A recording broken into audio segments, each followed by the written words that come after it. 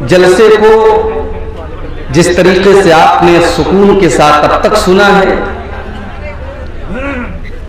اب بھی اس کے سکون کو برقرار رکھیے۔ انشاءاللہ میرا وعدہ ہے کہ اگر آپ سکون سے سنیں گے تو میں بڑی محبت سے کچھ باتیں آپ کے سامنے، بڑی اہم باتیں رکھوں گا جو آپ کے دین اور دنیا میں انشاءاللہ کام آئیں گی۔ کوئی فضول بات، کوئی ادھر ادھر کی بات آپ کے سامنے نہیں ہوگی۔ جو بات ہوگی قرآن و حدیث کی روشنی میں ہوگی اور صحیح واقعات کی روشنی میں ہوگی انشاءاللہ۔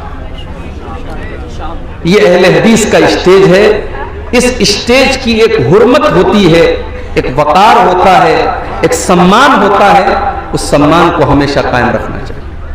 ہمارے شاعر حضرات بھی آئے ہیں، میں ان سے بھی کہنا چاہوں گا بڑے ادب کے ساتھ، بڑی محبت کے ساتھ، کہ آپ جب اہل حدیث کے اسٹیج پر کوئی نعت بھی پڑھیں تو نعت بھی آپ کی بالکل صحیح ہونی چاہیے، اس لیے کہ اللہ کے رسول کی محبت کے نام پر ہم کچھ بھی پڑھ دیں اس کی اجازت نہیں ہے۔ بلکہ میں خود شاعری کرتا ہوں، میں نے نعتیں بھی لکھی ہیں، غزل بھی لکھی ہیں۔ میرا اپنا یہ ماننا ہے کہ شاعری میں سب سے مشکل جو صنف ہے وہ نعت ہے، اس لیے کہ ایک طرف آپ کو اللہ کے پیارے نبی کی تعریف بھی کرنا ہے اور دوسری طرف آپ کو اس سیما کو اور اس حد کو بھی، اس کا بھی خیال کرنا ہے کہ کہیں ہم اس سیما کو کراس نہ کر جائیں اور اللہ کے رسول صلی اللہ علیہ وسلم کی تعریف میں ہم کوئی ایسی بات نہ بول دیں جو آپ کو اللہ کے مقام تک لے کے جاتی ہو۔ تو نعت پڑھتے وقت ہمارے شاعروں کو بھی بہت خیال رکھنا چاہیے، اور جلسے کے اوپر، اسٹیج کے اوپر جو علماء بیٹھے ہوں وہ بھی نوٹ کریں، اگر کوئی بات کسی شاعر کی زبان سے ایسی نکلی ہے جو ہمارے عقیدے سے ٹکراتی ہے، جو ہمارے منہج سے ٹکراتی ہے، تو اس کی وضاحت بھی فوراً موقع پر کرنا یہ بہت ضروری ہے۔ یہ اہل حدیث کے اسٹیج کی خاصیت۔ بہرحال میں نے آپ کے سامنے قرآن مجید کے دوسرے پارے کی ایک آیت پڑھی ہے۔ اس آیت میں اللہ تعالیٰ نے ہماری ایک بہت بڑی غلط فہمی کو دور کیا ہے۔ غلط فہمی کیا ہے؟ غلط فہمی یہ ہے کہ ہم نے دین کا مطلب بہت محدود سمجھا ہے، ہم نے دین کو بہت سیمت کر دیا ہے، لمیٹیڈ کر دیا ہے۔ جب ہم سے کوئی کہتا ہے کہ دین کیا ہے تو ہم کہتے ہیں کہ دین کا مطلب ہے کہ آدمی نماز پڑھے، روزہ رکھے، زکات دے، حج کرے، یہی دین۔ ایک آدمی کے چہرے پر داڑھی ہے، ٹوپی لگائے ہے، وہ ماتھے پر سجدے کا نشان ہے، 5 ٹائم کی نماز کا پابند ہے۔ ہم سے کوئی پوچھے کہ صاحب یہ انسان کیسا ہے، ہمارے منہ سے فوراً نکلتا ہے کہ یہ پکا مسلمان ہے، یہ دیندار ہے کہ نہیں؟ ایسا ہے نا؟ اللہ تعالیٰ نے ہماری اس غلط فہمی کو دور کیا ہے۔ اللہ نے اس آیت میں بتایا ہے کہ دینداری کا مطلب کیا ہوتا ہے۔ تو آئیے پہلے اس آیت کو سمجھتے ہیں، پھر بات کو آگے بڑھاتے ہیں۔ یہ سورہ بقرہ کی آیت ہے، قرآن کے دوسرے پارے کی آیت، اور اگر میری یادداشت دھوکہ نہیں کھا رہی ہے تو یہ سورہ بقرہ کی آیت نمبر 208 ہے، 208 نمبر کی آیت ہے۔ یا ایھا الذین آمنوا ادخلوا فی السلم کافۃ ولا تتبعوا خطوات الشیطان انہ لکم عدو مبین۔ اے ایمان والو، اے وہ لوگوں جو اپنے آپ کو مسلمان اور مومن قرار دیتے ہو، اپنے آپ کو مسلمان سمجھتے ہو، اے میرے آخری نبی کا کلمہ پڑھنے والوں اور اسلام کے ساتھ اپنا رشتہ جوڑنے والے مسلمانوں، یا ایھا الذین آمنوا، اے ایمان والو، ادخلوا فی السلم کافۃ، تم اسلام کے اندر پورے کے پورے داخل ہو جاؤ، تم آدھے ادھورے مسلمان نہ بنو، تم صرف نماز پڑھنے والے مسلمان نہ بنو، تم صرف داڑھی رکھنے والے مسلمان نہ بنو، تم صرف شکل و صورت والے مسلمان نہ بنو، ادخلوا فی السلم کافۃ، تم اسلام کے اندر پورے کے پورے داخل ہو جاؤ۔ جب تم مسجد میں جاتے ہو، 5 ٹائم کی نماز تم پڑھتے ہو، اور اپنے آپ کو یہ سمجھتے ہو کہ تم اسلام کے اندر داخل ہو، تو جب تم مارکیٹ کے اندر کاروبار کرنے جاتے ہو، جب تم دکان کھول کر کے بیٹھتے ہو، جب تم بزنس کرتے ہو، جب تم ویاپار کرتے ہو، تو اپنے کاروبار کے اندر بھی تم مسلمان بنو۔ جب تم کسی کے ساتھ لین دین کا معاملہ کرتے ہو، جب تم کسی سے پیسے کا لین دین کرتے ہو، تو وہاں پر بھی تم مسلمان بنو۔ تمہارا اخلاق کیسا ہے، تمہارا ویوہار کیسا ہے، تمہارا لوگوں کے ساتھ سلوک کیسا ہے، تم سلوک اور اخلاق کے اندر بھی مسلمان بنو۔ یا ایھا الذین آمنوا ادخلوا فی السلم کافہ۔ مسلمان تو ایسے بھی ہیں۔ 25 دسمبر کی رات آئی، فیس بک کے اوپر نام کے ساتھ خان لگا ہوا ہے، نام کے ساتھ انصاری لگا ہوا ہے، نام کے ساتھ شیخ لگا ہوا ہے، نام کے اندر محمد اور احمد لگا ہوا ہے، اسلامی نام ہے، مسلمان گھرانے سے تعلق رکھنے والا لڑکا اور لڑکی آج فیس بک کے اوپر آج لوگوں کو کرسمس کی مبارکباد دے رہا ہے۔ جا کر دیکھ لیجیے آپ، بہت سارے آپ کے ارریا کے بھی نوجوان ہوں گے، وہ بھائی چارہ دکھانے کے لیے، وہ اپنے غیر مسلم بھائیوں سے دوستی دکھانے کے لیے، اور یہ دکھانے کے لیے کہ ہم کٹر نہیں ہیں، ہم تو بڑے سیکولر لوگ ہیں، ہم تو بڑے لبرل لوگ ہیں، ہم تو بڑے صاف ستھرے ذہن کے لوگ ہیں، ہمیں مولویوں نے پٹی نہیں پڑھائی ہے، ہم تو عید کا تہوار بھی مناتے ہیں اور ہم کرسمس اور دیوالی کی مبارکباد بھی دیتے ہیں۔ آج کتنے مسلمان ہیں جو میری کرسمس لکھ کر کے اپنے فیس بک کے اوپر اور اپنے واٹس ایپ کے اسٹیٹس کے اوپر ڈال رہے ہیں۔ کیا آپ کو پتا ہے اس کرسمس کی مبارکباد دے کر کے آپ کیا ثابت کرنا چاہتے ہیں؟ ہمارے دو عیسائی بھائی جو کرسمس کا تہوار مناتے ہیں، کبھی آپ نے معلوم کیا کہ وہ کرسمس کیوں مناتے ہیں؟ ان کا یہ عقیدہ ہے کہ آج ہی کے دن حضرت عیسیٰ پیدا ہوئے، لیکن معاف کیجئے، ہم تو عیسیٰ علیہ السلام کو اللہ کا بندہ مانتے ہیں، اللہ کا رسول مانتے ہیں، مگر عیسائی سے آپ جا کر کے پوچھو تم عیسیٰ کو کیا مانتے ہو، تو وہ کہتا ہے کہ Jesus is son of God.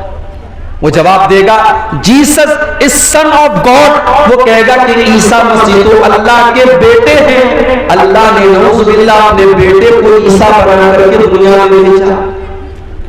میرے پیارے ساتھیوں، اس کا مطلب یہ ہوا کہ کرسمس منانے والا یہ عقیدہ رکھتا ہے کہ آج کے دن اللہ تعالیٰ کا بیٹا پیدا ہوا، اور اس سے بڑی گالی اللہ کے نزدیک کوئی نہیں ہے۔ شراب پینے والا، زنا کرنے والا، چوری کرنے والا، قتل کرنے والا اتنا بڑا پاپ نہیں کرتا ہے جتنا بڑا پاپ اللہ تعالیٰ کے لیے کسی کو بیٹا بنانے والا کرتا ہے۔ اسی لیے اللہ تعالیٰ نے قرآن کی سب سے چھوٹی سورت میں ہم کو یہ عقیدہ سکھا دیا، اور اس سورت کا نام سورہ اخلاص بھی رکھا گیا، اور اس سورت کو 1/3 قرآن کے برابر بھی قرار دیا گیا۔ قل هو اللہ احد اللہ الصمد لم یلد ولم یولد ولم یکن لہ کفوا احد۔ اے نبی آپ اعلان کر دیجئے اللہ ایک ہے، اللہ الصمد، اللہ بے نیاز ہے، اللہ کو کسی کے سہارے کی ضرورت نہیں ہے، اللہ کو کسی کی مدد کی ضرورت نہیں ہے۔ لم یلد ولم یولد، نہ تو اس نے کسی کو جنم دیا ہے، نہ اس کو کسی نے جنم دیا ہے، نہ اس کا کوئی بیٹا ہے، نہ وہ کسی کا بیٹا ہے۔ ولم یکن لہ کفوا احد، اور اس کے برابر اور اس کا ہمسر بھی کوئی نہیں ہے۔ یہ عقیدہ ہے ہمارا۔ ہمارے 4 سال کے بچے کو سورہ اخلاص یاد ہوتی ہے، جو سورہ اخلاص کو یاد کرے گا اور سورہ اخلاص کا مطلب سمجھے گا، وہ فیس بک کے اوپر میری کرسمس نہیں لکھ سکتا، وہ کرسمس کی مبارکباد نہیں دے سکتا جس نے یہ عقیدہ بچپن سے پڑھا ہو، لم یلد ولم یولد، کہ اللہ کا کوئی بیٹا نہیں، اللہ کسی کا بیٹا نہیں، وہ کرسمس کی مبارکباد نہیں دے سکتا۔ مگر افسوس تو اسی بات کا ہے میرے بھائی، ہم نے جلسے تو بہت کرائے سیمانچل میں، شاید سال بھر میں اگر ہم گنتی کریں گے تو آپ کے ارریا کے اندر کم سے کم 100 جلسے ہوتے ہوں گے۔ آپ نے جلسہ تو کرا لیا، ہزاروں کی پبلک تو آپ نے اکٹھا کر لی، مگر دین کا علم کیا ہے؟ معاف کیجئے، یہ آپ کے پاس اس کی کوئی نالج نہیں ہے۔ دین کے علم کے نام پر آپ زیرو ہیں۔ جلسہ بھی آپ سنتے ہیں تو منورنجن کے لیے، تقریریں سننے کے لیے آتے ہیں تو انٹرٹینمنٹ کے لیے، جو جتنا آپ کو ہنسا دے، جو جتنا آپ کی آنکھوں میں آنسو دلا دے، جو آپ کے من کی باتیں کر دے، جو آپ کے جذبات کے ساتھ کھیل لے، اس سے بہترین کوئی شاعر نہیں، اس سے بہترین کوئی مقرر نہیں، اس سے زیادہ محبوب آپ کے نزدیک کوئی نہیں۔ آپ نے تو جلسوں کو بھی انٹرٹینمنٹ کا ذریعہ بنا دیا۔ میری باتیں بری لگیں، لگتی رہے، میں پرواہ نہیں کرتا۔ میں ہر جلسے میں اور تقریر میں سیمانچل کے جلسوں میں یہ بات کہتا ہوں کہ آپ اپنے جلسوں کی دشا کو بدلیے، آپ اپنے جلسوں کی حالت کو بدلیے۔ کل میرا پروگرام تھا کلیا چک میں، بنگال میں۔ آپ یقین کیجئے، جن صاحب کے گھر میں مہمان بن کے گیا تھا، دروازے پر داخل ہوتے ہی میں نے مکان کے ٹائل پر دیکھا تو اجمیر شریف کا فوٹو بنا ہوا ہے اور اوپر لکھا ہوا ہے خواجہ غریب نواز۔ یہ ان کے مکان کی ٹائل کے اوپر یہ تصویر لگی ہے۔ مجھے بڑا اچنبھا ہوا، حیرت ہوئی۔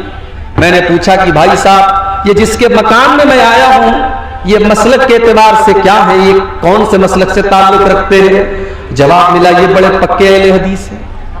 میں نے کہا بڑی حیرت کی بات ہے، اہل حدیث کے مکان میں ٹائل لگا ہوا ہے اور ٹائل کے اوپر اجمیر کا فوٹو لگا ہے اور اجمیر کے فوٹو کے ساتھ ساتھ یہ لکھا ہوا ہے خواجہ غریب نواز۔ میں نے بلایا ان کو، میں نے کہا بھائی صاحب یہ کیا لگوایا آپ نے؟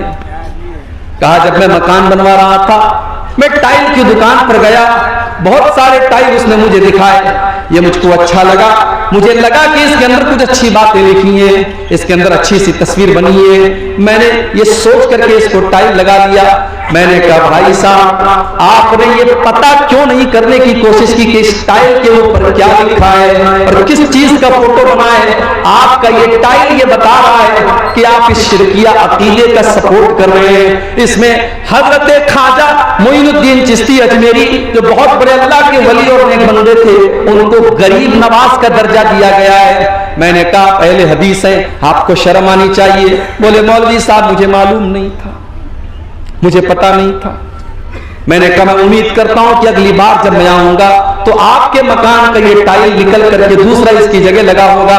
یہ حالت ہے آج بنگال کے اور سیمانچل کے علاقوں کی میرے پیارے ساتھیوں، جہاں ہر سال ہزاروں کی تعداد میں جلسے ہوتے ہیں۔ اگر یہ جلسے ہو رہے ہیں اور آپ کے دینی شعور کے اندر کوئی اضافہ نہیں ہو رہا ہے، آپ کے دین کی نالج میں کوئی اضافہ نہیں ہو رہا ہے، آپ کو توحید کا مطلب نہیں پتا، آپ کو نماز کا طریقہ نہیں پتا، آپ کو اپنی آخرت کے بارے میں کوئی احساس نہیں ہے، تو میرے بھائیوں پھر ان جلسوں کا بند ہو جانا بہتر ہے، ان پروگراموں کا بند ہو جانا بہتر ہے۔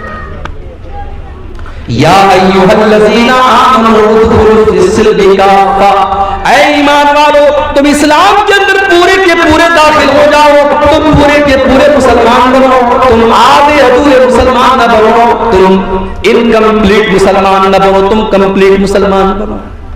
کرسمس کی مبارکباد دے رہا۔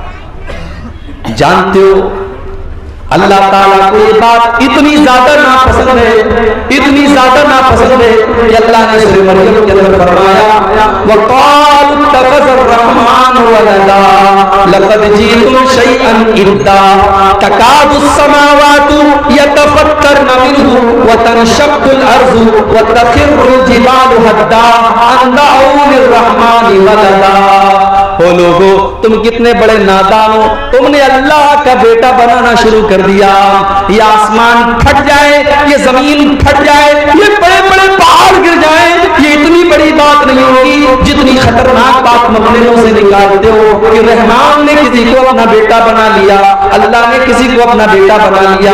وَمَا يَنبَغِي لِلرَّحْمَنِ أَن يَتَّخِذَ وَلَدًا، اللہ تعالیٰ کسی کو اپنا بیٹا نہیں بنا سکتا، اللہ کا کوئی بیٹا نہیں ہو سکتا۔ ان کل من فی السماوات والارض الا آتی الرحمن عبدا۔ کل قیامت کا دن ہوگا، کل قیامت کا دن ہوگا اور دنیا کے بڑے بڑے بادشاہ اللہ کے دربار میں حاضر ہوں گے۔ فرعون بھی آئے گا، قارون بھی آئے گا، نمرود بھی آئے گا، ہٹلر بھی آئے گا، ہندوستان کے وزراء اعظم بھی آئیں گے، ہندوستان کے بادشاہ بھی آئیں گے، ہندوستان کو حکومت کرنے والے لوگ بھی آئیں گے، وہ لوگ بھی آئیں گے جن کے بارے میں شاعر نے کہا تھا کرسی ہے تمہارا یہ جنازہ تو نہیں ہے، کچھ کر نہیں سکتے تو اتر کیوں نہیں جاتے؟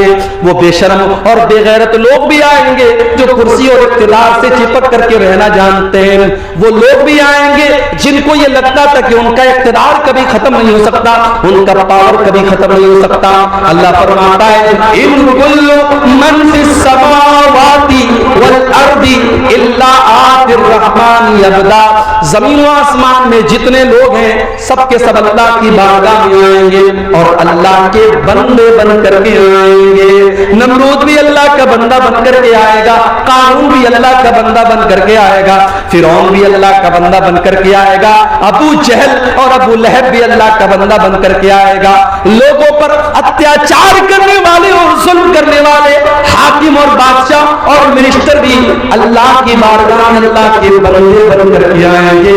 جب سب اللہ کے بندے ہیں تو اللہ کا بیٹا کسی کو قرار دینا یہ دنیا کا بہت بڑا پاپ ہے، اور کرسمس منانے والا یہی کام کر رہا ہے۔ کرسمس منا رہا ہے ہمارا مسلمان، اسکول کے اندر بچہ پڑھ رہا ہے، وہاں ایک داڑھی رکھ کر کے لمبی ٹوپی لگا کر کے ایک انسان آتا ہے اور وہ بچوں کو ٹافی بانٹتا ہے۔ وہ کرسمس کے موقع پر، وہ عیسیٰ مسیح کی پیدائش کی خوشی کے موقع پر لوگوں کو ٹافی بانٹتا ہے، اور مسلمانوں کے بچے بھی کانوینٹ اسکولوں میں جا کر کے وہ ٹافی کلیکٹ کرتے ہیں، وہ چیزیں سیکھ رہے ہیں۔ یہی نہیں، اسکولوں کے اندر فنکشن ہوتا ہے، ڈرامہ ہوتا ہے، اور وہاں پر مسلمان بچے بھی یہ کرسمس کا پورا ڈرامہ منا رہے ہیں۔ میرے پیارے ساتھیوں، میں پھر سے آپ کو قرآن کے دوسرے پارے کی آیت یاد دلا رہا ہوں، یا ایھا الذین آمنوا ادخلوا فی السلم کافہ، اے ایمان والو تم اسلام کے اندر پورے کے پورے داخل ہو جاؤ۔ ابھی تو 25 دسمبر کی رات ختم ہوئی، 4-5 دن کے بعد 31 کی نائٹ آئے گی، 31 دسمبر کی رات آئے گی۔ سال بھر میں جتنی شراب نہیں پی جاتی اتنی اسے ایک رات میں پی جاتی ہے، سال بھر میں جتنا زنا نہیں ہوتا اسے ایک رات میں ہوتا ہے، سال بھر میں جتنا ناچ گانا نہیں ہوتا اسے ایک رات میں ہوتا ہے۔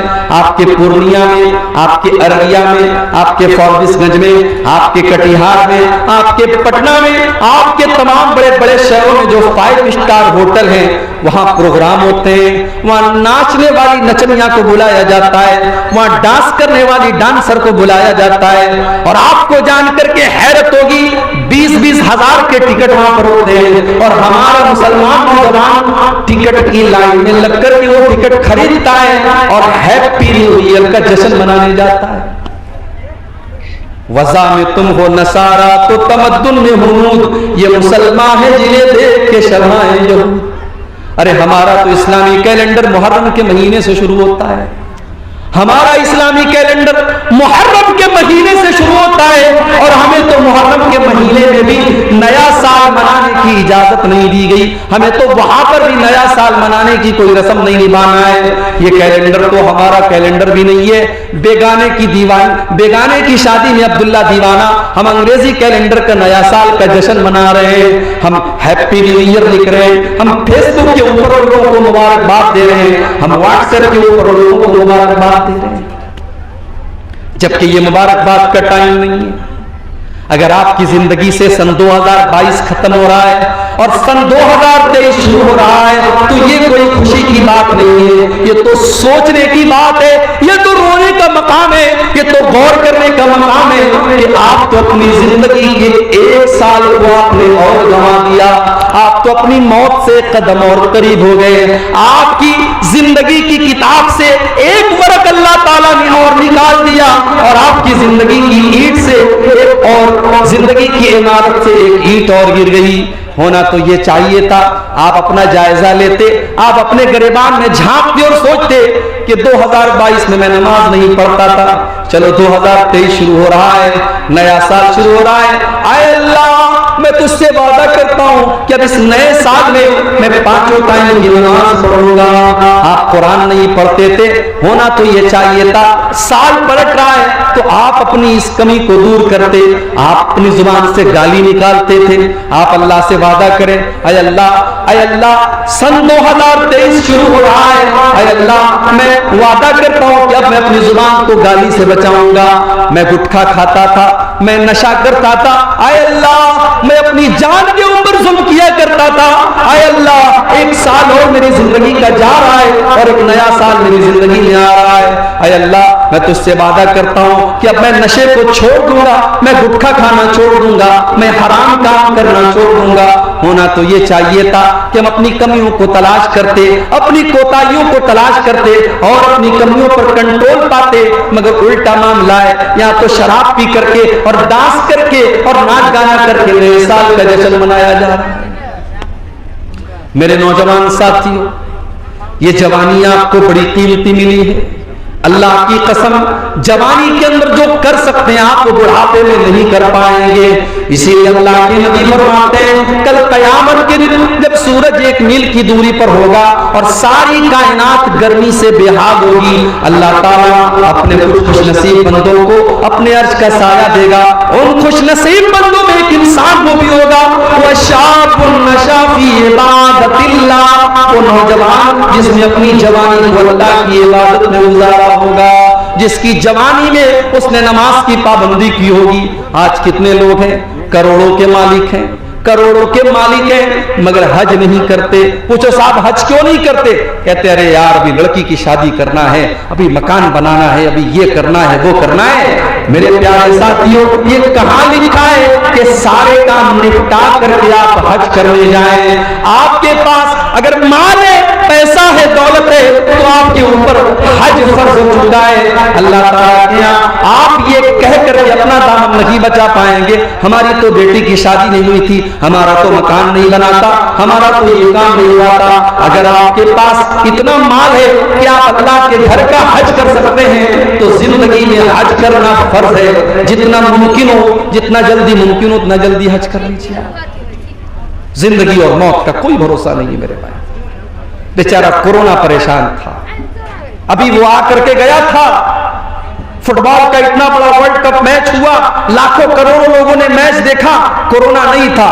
سنڈے کو فٹ بال کا فائنل میچ تھا، سنڈے تک کورونا نہیں تھا، بدھ سے کورونا شروع ہو گیا۔ اور اب بھارت میں بھی جو خبریں آ رہی ہیں، اللہ بس ہم سب کی حفاظت کرے۔ لوگوں کی کمر پچھلے لاک ڈاؤن میں آلریڈی ٹوٹ چکی ہے، اللہ کسی اور لاک ڈاؤن سے ہم سب کی حفاظت کرے میرے بھائیوں۔ لیکن حالات یہ ہیں کہ کورونا پھر سے لوٹ رہا ہے۔ ایک ایسے دور میں ہم اور آپ زندگی گزار رہے ہیں جہاں زندگی اور موت کا کوئی بھروسہ نہیں۔ موت ایک قدم کی دوری پر ہے ہم سے اور آپ سے۔ کب آپ کی بائک کا بیلنس ڈس بیلنس ہو جائے، کب آپ کی کار کا ایکسیلیٹر کام کرنا بند کر دے، کب آپ کی کار کا بریک فیل ہو جائے، کب آپ کے ساتھ کوئی حادثہ ہو جائے، کب کون سی بیماری آئے اور آپ کا کام ختم کر دے۔ میرے پیارے ساتھیوں، انسان کی زندگی پانی کا بلبلہ ہے، اللہ تعالیٰ کا فیصلہ آتا ہے اور انسان اس دنیا سے چلا جاتا ہے۔ بڑے بڑے طاقت والے لوگوں کی طاقت ختم ہو جاتی ہے، جن کی دولت کا کو بڑا ناز تھا، جن کو اپنی طاقت پر بڑا ناز تھا، جن کو اپنی پراپرٹی پر بڑا ناز تھا، جیسے ان کا انتقال ہوتا ہے، ان کی موت ہوتی ہے، ان کی سانسیں اکھڑتی ہیں، سارا مال تو دوسروں کا ہو جاتا ہے، ساری پراپرٹی تو دوسروں کی ہو جاتی ہے اور اپنے ساتھ وہ ایک پیسہ بھی قبر میں لے کر کے نہیں جا سکتا۔ برانڈڈ کرنے والے اور برانڈڈ کپڑا پہننے والے بھی مرنے کے بعد ان کا کپڑا ان کے کمرے میں پڑا ہے اور کوئی ان کے کپڑے کو پہننے والا نہیں ہے۔ اپنی 4 ویلر گاڑی میں، اپنی فارچونر گاڑی میں سارے گاؤں میں اپنی دھاک جمع کر کے چلنے والا جب انتقال ہو جاتا ہے، جب موت ہو جاتی ہے تو 4 لوگوں کے جنازے، 4 لوگوں کے کندھے پر اس کا جنازہ جاتا ہے۔ اتنا بے بس ہو جاتا ہے، اتنا کمزور ہو جاتا ہے کہ 4 لوگوں کے ساتھ وہ قبرستان جاتا ہے، وہ اپنے پیروں سے چل کر کے قبرستان بھی نہیں جا سکتا۔ قبرستان پہنچتا ہے، جنازے کی نماز ہوتی ہے، اس کو قبر میں اتارا جاتا ہے، اس کا بیٹا رو رہا ہے، اس کی بیوی رو رہی ہے، اس کے گھر والے رو رہے ہیں، مگر کوئی یہ کہنے کو تیار نہیں ہے. بیٹا ایک بار بھی نہیں کہتا ہے مجھے اپنے ابا سے بڑی محبت تھی, میرے ابا کی باڈی کو رہنے دو. بیوی ایک بار بھی نہیں کہتی مجھے اپنے شوہر سے بہت پیار ہے, میرے شوہر کی ڈیڈ باڈی کو رہنے دو. 24 گھنٹے سے زیادہ کوئی اس کی ڈیڈ باڈی کو رکھنے کے لیے تیار نہیں ہے. کوئی رکھتا ہے کیا؟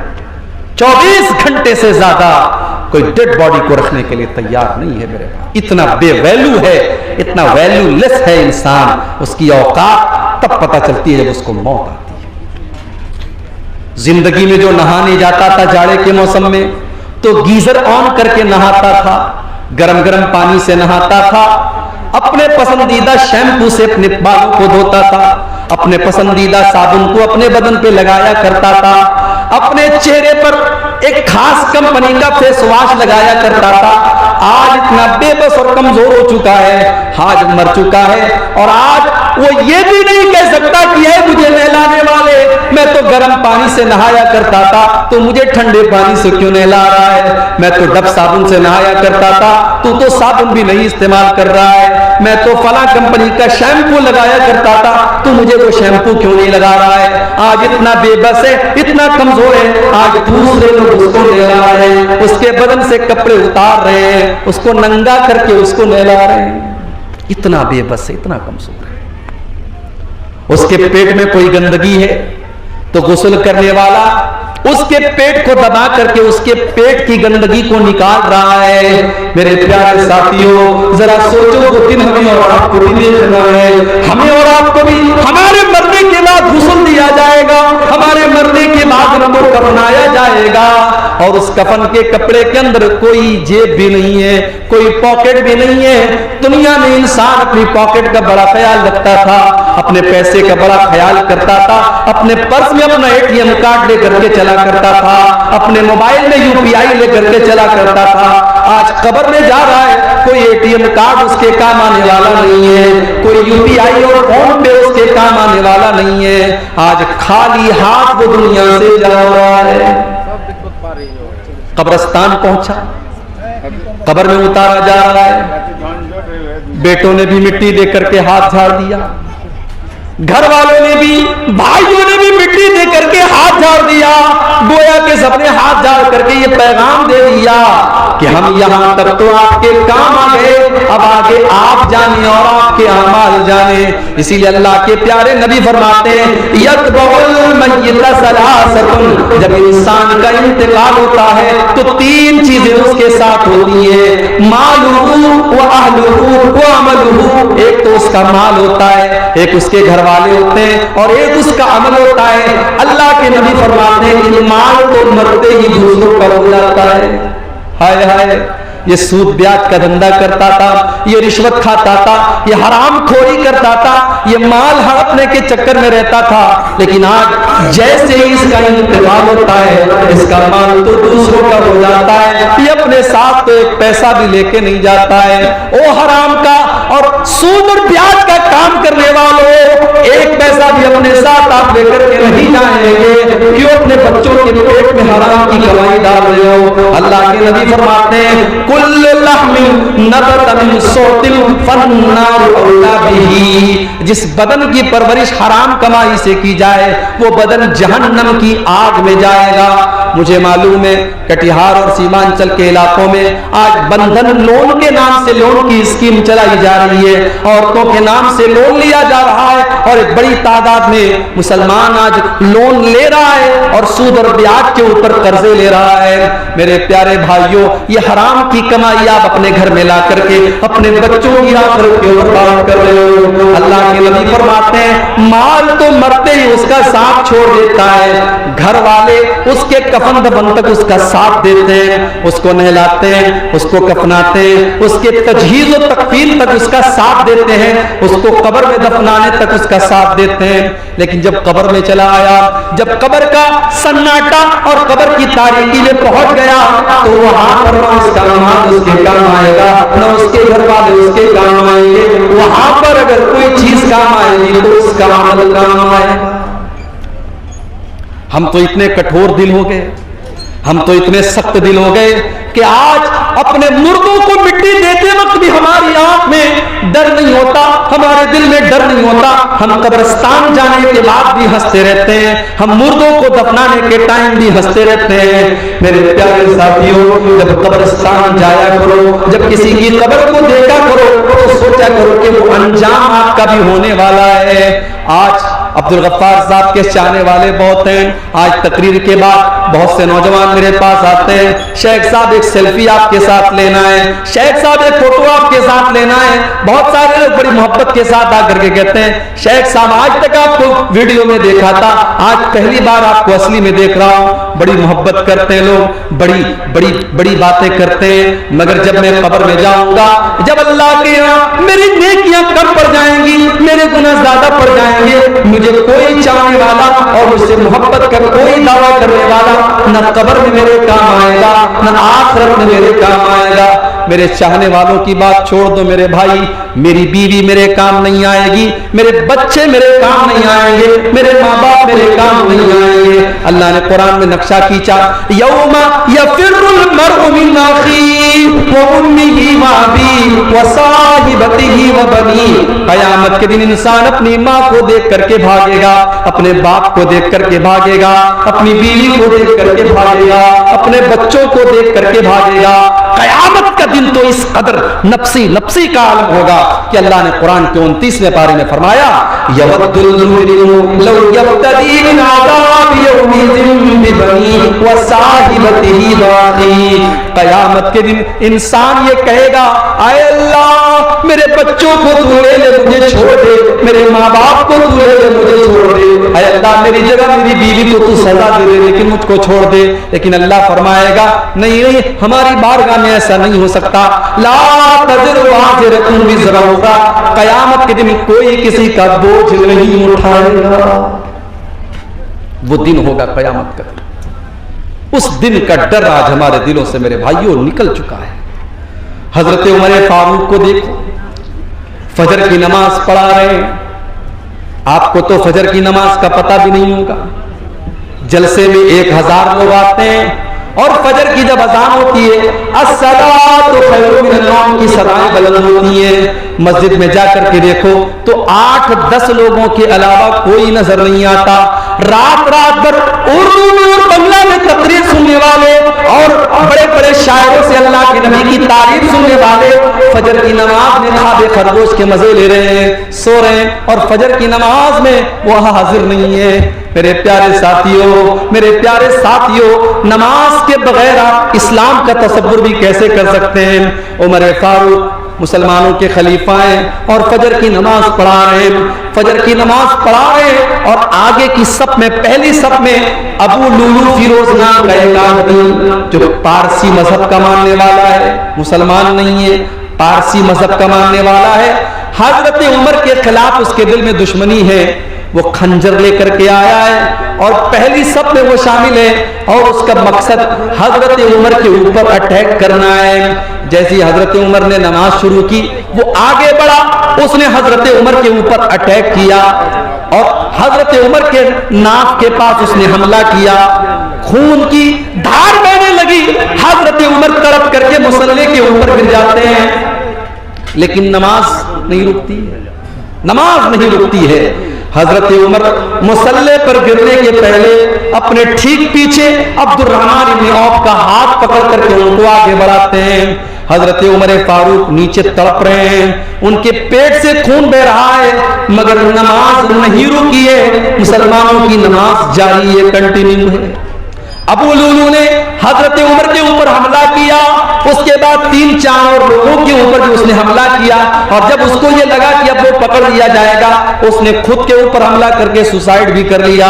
یہ سارا معاملہ پہلی صف میں ہو رہا ہے, پیچھے کے لوگوں کو کچھ پتا بھی نہیں ہے. عبد الرحمن بن عوف نے ہلکی نماز پڑھائی, فجر کی نماز پڑھائی, اور نماز کے بعد جب حضرت عمر کو اٹھا کر کے گھر لے کے جایا گیا, ڈاکٹروں نے دیکھا, طبیبوں نے دیکھا, حکیموں نے دیکھا, کہا کہ امیر المومنین اب آپ کے بچنے کا چانس نہیں ہے, آپ کی اتڑیاں کٹ چکی ہیں, اب آپ کا آخری ٹائم آ چکا ہے, اب آپ کے انتقال کا ٹائم آ چکا ہے. میرے پیارے ساتھیوں, عمر فاروق کون ہیں؟ عمر فاروق وہ صحابی ہیں کہ اللہ کے نبی کہا کرتے تھے اے عمر جس گلی سے تم گزر جاتے ہو اس گلی سے شیطان بھاگ جاتا ہے. یہ مقام تھا حضرت عمر کا.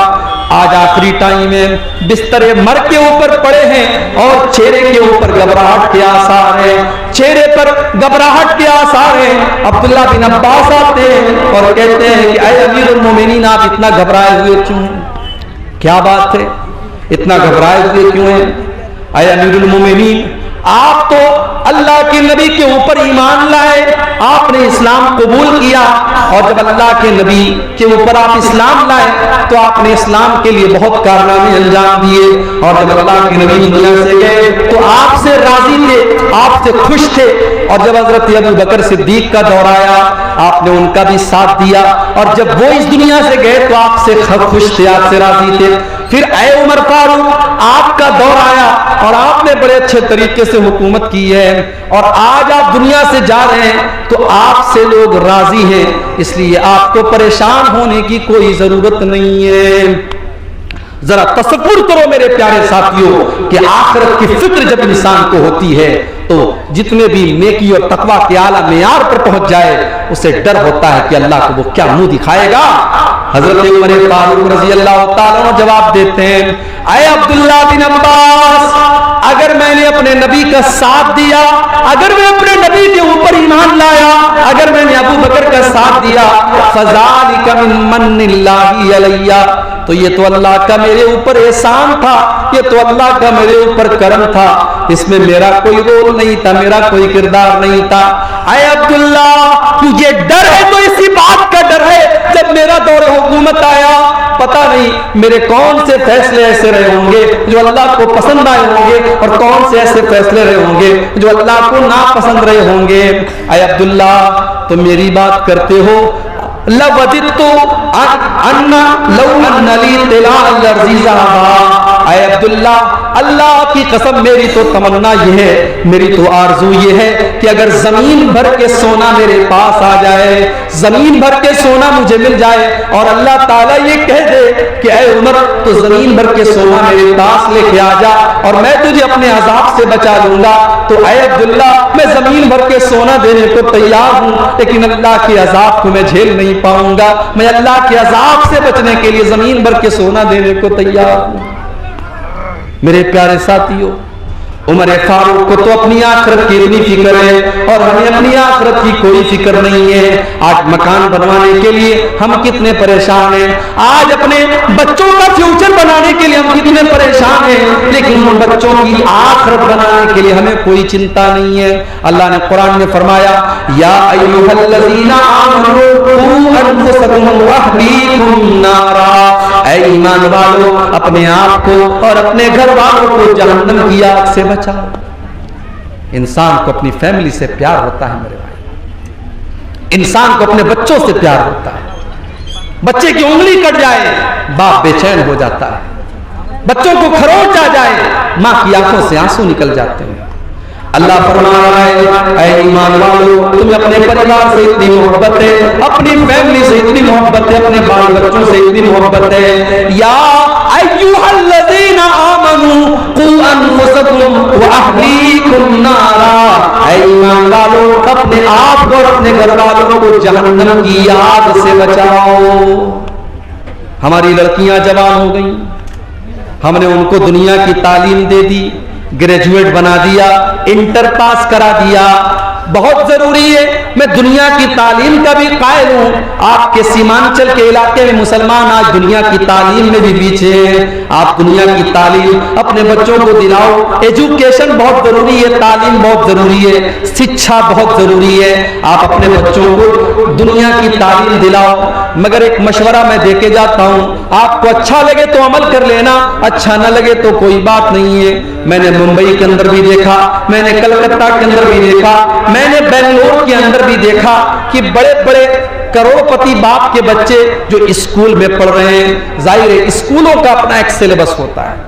اسکول میں بچہ انگریزی پڑھ رہا ہے, हिंदी पढ़ रहा है, मराठी पढ़ रहा है, साइंस पढ़ रहा है, मैथ पढ़ रहा है, सब कुछ पढ़ रहा है, मगर वहां बच्चे को कुरान पढ़ाने वाला कोई नहीं है। स्कूल में बच्चे को अल्लाह के बारे में बताने वाला कोई नहीं है, रसूल के बारे में बताने वाला कोई नहीं है। मैंने बंबई के अंदर देखा, मैंने बेंगलुरु के अंदर देखा, मैंने मद्रास के अंदर देखा कि मस्जिदों के अंदर छोटे छोटे मकतब चल रहे हैं। मौलवी साहब जो मस्जिद में इमामत कराते हैं, उनके इमामत की तनख्वाह अगर 10,000 रुपये दी जाती है, आपके सीमांचल में मैं जानता हूं मस्जिदों के इमामों की तनख्वाहें बहुत मामूली होती हैं, लेकिन बड़े बड़े शहरों में जहां 10-15 हजार रुपये इमाम की तनख्वाह दी जाती है, वहां इमाम को इमामत के साथ साथ ये ड्यूटी भी दी जाती है कि आपको बच्चों को मकतब में कुरान पढ़ाना है, नबी की बातें बताना है। बाकायदा स्कूलों के बच्चे 1 घंटे के लिए 2 घंटे के लिए मस्जिद में आकर के मौलवी साहब से दीन की बेसिक बातें सीख लेते हैं। अब वो बच्चा स्कूल में पढ़ करके जब डॉक्टर बनता है, जब इंजीनियर बनता है, जब वकील बनता है, तो उसके दिमाग के अंदर उसने बचपन में मौलवी साहब से जो दीन की बुनियादी बातें सीखी थी, उसने अल्लाह के बारे में जाना था, उसने रसूल के बारे में जाना था, उसने आखिरत के बारे में जाना था, उसने नमाज का तरीका सीखा था, उसने नमाज की दुआएं सीखी थी। उस बच्चे के दिमाग में वो सारी बातें हमेशा हमेशा के लिए फिट हो जाती हैं, और जब वो बच्चा जिंदगी के किसी भी मैदान में जाता है तो वो अपने इस्लाम को, अपने ईमान को, अपने कुरान को, अपनी नमाज को नहीं भूलता है। मेरे प्यारे साथियों, आज मुसलमान लड़कियां अगर गैरों के साथ फरार हो रही हैं और बाकायदा एक साजिश के तहत उनको इस्लाम से निकाल करके उनको मुर्तद बनाया जा रहा है और उनके साथ साजिश रच करके उनकी इज्जत का सौदा किया जा रहा है, तो उसके बहुत बड़े जिम्मेदार हम और आप हैं। हमने अपनी बच्चियों को दीन की तालीम नहीं दी, हमने अपने बच्चों को दीन की तालीम नहीं दी। सीमांचल में गांव-गांव में मदरसे हैं, मगर मदरसे में सारे लोग को अपने बच्चों को नहीं पढ़ाते। सारे लोग तो अपने बच्चों को मदरसे में पढ़ाने को तैयार नहीं है। हमारा बच्चा मदरसे में नहीं पढ़ेगा, मदरसे का खाना हमारा बच्चा नहीं खाएगा। मदरसे में बड़े गरीब घरों का बच्चा, बड़े मिडिल क्लास का बच्चा पढ़ता है, अमीर लोग तो अपने बच्चों को मदरसों में नहीं पढ़ाते। मेरे प्यारे साथियों, अगर अल्लाह ने आपको दौलत दी है तो आप अपने बच्चों को कॉन्वेंट स्कूल में और आला स्कूल में पढ़ाने के साथ साथ अपने बच्चों और बच्चियों को दीन की तालीम भी दिलाइए। कू अनफुसकुम व अहलीकुम नारा, ऐ ईमान वालों, अपने आप को और अपने घर वालों को जहन्नम की आग से बचाओ। और जानते हो जहन्नम की आग कैसी होगी? फरमाया कि जहन्नम की आग पेट्रोल से नहीं जलेगी, जहन्नम की आग डीजल से नहीं जलेगी, जहन्नम की आग कोयले से नहीं जलेगी। वक़ूदुहन नास वल हिजारा, जहन्नम की आग तो इंसानों से जलेगी और पत्थरों से जलेगी। अलैहा मलाइकतुन गिलाज़ुन शिदादुन ला यासूनल्लाह। उस जहन्नम के जो दारोगा होंगे, उस जहन्नम के जो चौकीदार होंगे, वो बड़े टाइट होंगे, बड़े सख्त होंगे, वो किसी के साथ कोई मुरब्बत नहीं करेंगे, कोई रहम नहीं करेंगे। अपने आप को और अपने घर वालों को जहन्नम की आग से बचाओ मेरे भाई। शादी करते हैं आप, शादी में आपके सीमांचल के इलाके में मैं जानता हूं, मैंने देखा है बड़े बड़े मौलवियों को मैंने देखा है कि वो भी जहेज ले रहे हैं, 100-100, 200 लोगों से बारात लेके जा रहे हैं। लेकिन अल्लाह का फजल और करम है कि ऐसे नौजवान भी हमने देखे हैं। अभी आज ही एक नौजवान से मुलाकात हुई, उसने कहा मौलवी साहब मैंने 1 पैसे का जहेज नहीं लिया, हम लोग टोटल 9 लोग गए थे, हम लड़की को विदा करके लेके चले आए। बड़ी खुशी हुई, मैंने मुबारकबाद दी। आज ऐसी शादियां भी होती हैं, और जब ऐसी शादियां होती हैं तो मियां बीवी के रिश्ते में मोहब्बत पैदा होती है। जब ऐसी बीवी आपके घर में आएगी जिसमें आपने जहेज की कोई डिमांड नहीं की होगी और बारात का कोई चक्कर नहीं होगा, और आपने रस्म रिवाज से अपने आप को पाक किया होगा, वो निकाह के जरिए जब आप अपनी बीवी को घर में लाएंगे, उस रिश्ते में अल्लाह ताला बरकत पैदा करेगा। जो औलाद पैदा होगी वो औलाद भी नेक पैदा होगी। आज औलाद क्यों खराब पैदा हो रही है? जब माएं खराब हैं, जब बाप खराब है, तो बच्चे तो खराब होंगे ना। हजरत फातिमा को देखो, एक तरफ चक्की चला रही है, गोद में हसन और हुसैन को लिए हैं, حسن و حسین کو دودھ بھی پلا رہی ہیں اور چکی بھی چلا رہی ہیں اور زبان پر تسبیح کے کلمات بھی ہیں۔ میرے پیارے بھائیوں، جو عورت اپنے گھر کا کام بھی کر رہی ہے، اپنے بچے کو دودھ بھی پلا رہی ہے اور اس کی زبان پر اللہ کی تسبیح کے کلمات ہیں، جب وہ بچہ، اس کی گود میں پلنے والا بچہ جب بڑا ہوگا تو اس بچے کے بنیاد میں، اس بچے کے اندر جو خون دوڑ رہا ہوگا اس نیک ماں کا دوڑ رہا ہوگا۔ آج ایسی مائیں کہاں ہمارے سماج میں ملتی ہیں؟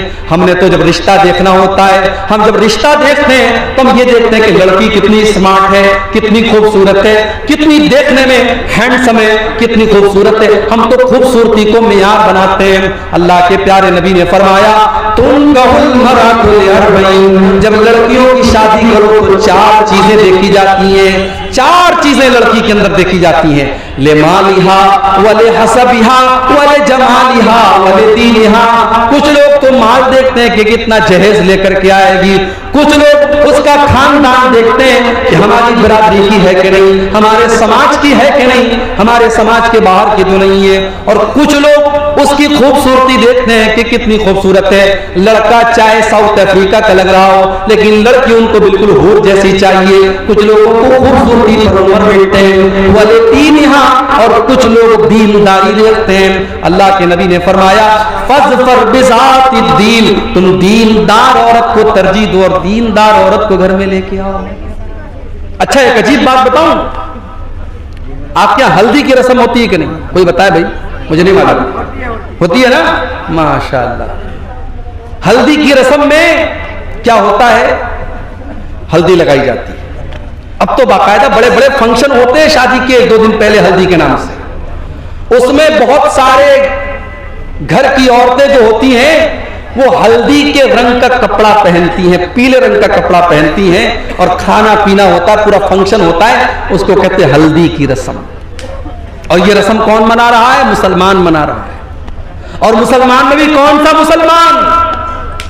جس کا یہ دعویٰ ہے کہ وہ قرآن و حدیث پہ چلتا ہے، جو سینے پر ہاتھ باندھتا ہے، جو برابر رفع دین کرتا ہے، جو آمین زور سے بولتا ہے اور جو کہتا ہے کہ صاحب ہم پکے اہل حدیث ہیں، اس کے گھر میں بھی ہلدی کی رسم ہو گئی۔ جاؤ گوگل کے پر ٹائپ کرو، ہندی میں ٹائپ کرو، ہندی تو آتی ہے نا آپ لوگوں کو، ہندی میں ٹائپ کرو ہلدی کی پرمپرا کہاں سے شروع ہوئی، بس اتنا ٹائپ کر دو گوگل کے اندر جا کے۔ ہلدی کی پرمپرا ہمارے بھارت میں شروع ہوئی، یہ بھارتی پرمپرا ہے، اور ہندو سماج کے اندر ہلدی کو یہ مانا جاتا ہے کہ اگر آپ نے ہلدی لگائی ہے تو آپ کو نظر نہیں لگے گی، سماج کے اندر، گھر کے اندر منحوسیت نہیں آئے گی، نظر نہیں لگے گی۔ اس پرپز کے ساتھ اور اس ادیش کے ساتھ ہلدی لگائی جاتی ہے، اور آج ہمارا مسلمان بھی اپنے شادی بیاہ پر ہلدی لگا رہا ہے۔ کیا آپ نے اللہ کے نبی کی وہ حدیث نہیں پڑھی؟ من تشبہ بقوم فہو منہم، جو کسی قوم کی نقل کرے گا وہ انہی میں سے ہوگا، انہی میں سے ہوگا۔ اور آگے بڑھی، شادی کے موقع پر لڑکا جب اپنی سسرال جاتا ہے تو اس کی جوان جوان سالیاں اس کا راستہ روک لیتی ہیں، جوان جوان سالیاں اس کے جوتے چرا لیتی ہیں، اور جب تک وہ جوتا کی چورائی نہ دے دے، وہ دروازے کی چھکائی نہ دے دے، تب تک وہ اپنی بیوی کو رخصت کر کے لے کے نہیں جا سکتا۔ میرے پیارے ساتھیوں، یہ سارے کام ہوتے ہیں اور شادی کے کارڈ پہ لکھا جاتا ہے نکاح مسنون۔ ہو لوگوں، اس نکاح کے اندر ہم نے کچھ بھی مسنون نہیں رکھا، اس نکاح کے اندر کوئی بھی کام ہم نے سنت کے مطابق نہیں رکھا، بس ایک کام سنت کے مطابق ہو رہا ہے، مولوی صاحب آتے ہیں نکاح پڑھاتے ہیں، بس یہی کام سنت کے مطابق ہو رہا ہے، باقی سر سے پیر تک نکاح کے اندر حرام کام ہو رہے ہیں۔ کتنے لوگوں کی شادی میں ویڈیو ریکارڈنگ ہوتی ہے، باقاعدہ ویڈیو کیمرہ والا آتا ہے اور عورتوں کے اندر گھس گھس کر کے دلہن کا اور اس کے کمرے کا ویڈیو بناتا ہے، اور بعد میں بڑے شوق سے وہ ویڈیو بھی دیکھا جاتا ہے۔ میرے پیارے ساتھیوں، یا ایھا الذین آمنوا ادخلوا فی السلم کافہ، اے ایمان والو تم اسلام کے اندر پورے کے پورے داخل ہو جاؤ۔ اگر آپ پورے کے پورے مسلمان ہیں تو آپ شادی بیاہ میں بھی مسلمان بنیے، صرف نماز میں مسلمان بننے سے کام نہیں چلے گا، شادی بیاہ میں بھی آپ کو مسلمان بننا پڑے گا۔ اور یہ جہیز، اس جہیز نے تو آج जीना हराम कर दिया है समाज का। आज कितने गरीब बाप की बेटियां अपनी जवानी को पार कर रही हैं, 30 और 35 साल की हो गई हैं, और कोई वो खूबसूरत भी हैं, दीनदार भी हैं, पढ़ी लिखी भी हैं, मगर कोई उनका हाथ थामने को तैयार नहीं है, क्योंकि उनका बाप अपने होने वाले दामाद को बाइक नहीं दे सकता, 2 लाख रुपए कैश नहीं दे सकता, और जहेज नहीं दे सकता। मेरे प्यारे साथियों, इस जहेज की रस्म ने आज कितने गरीबों की बेटियों को अपने कदम हराम रास्ते की तरफ लेके जाने पर मजबूर किया है, और कितनी जवान बेटियों की जवानी ढल गई, और कितने घरों में बदकारी हो गई, और कितने बापों ने खुदकुशी कर ली और बेटियों ने खुदकुशी कर ली, मगर हमारी आंखें नहीं खुलती और हम इस रस्म से पीछा छोड़ाने को तैयार नहीं है, क्योंकि लालच भरा हुआ है दिल के अंदर। और निकाह के जरिए हम ये चाहते हैं कि हम अपने बेटे का सौदा कर लें, और शादी के जरिए हम पैसा कमा लें। लड़का जितना क्वालिफाइड है और लड़के के पास अगर गवर्नमेंट जॉब है, सरकारी नौकरी है, तो उतने ज्यादा जहेज की डिमांड की जा रही है। मेरे प्यारे साथियों, हमने अपनी इन हरकतों से बेटी को बोझ बना दिया है, बेटी बोझ बन गई है। आज किसी को 2 बेटियां हो और तीसरी बेटी उसको हो जाए, तो हॉस्पिटल की नर्स भी बड़ा धीरे से आके कहती है, साहब आपको बेटी हुई। उसको पता है कि इसको कोई खुशी नहीं होगी। हाँ, बेटा अगर हुआ है तो हॉस्पिटल की नर्स भी आकर के कहेगी कि हमें मिठाई खिलाइए, हमें नजराना दीजिए, क्योंकि बेटा हुआ है तो कमा के लाएगा, और बेटी हुई है तो उसको जहेज देना पड़ेगा।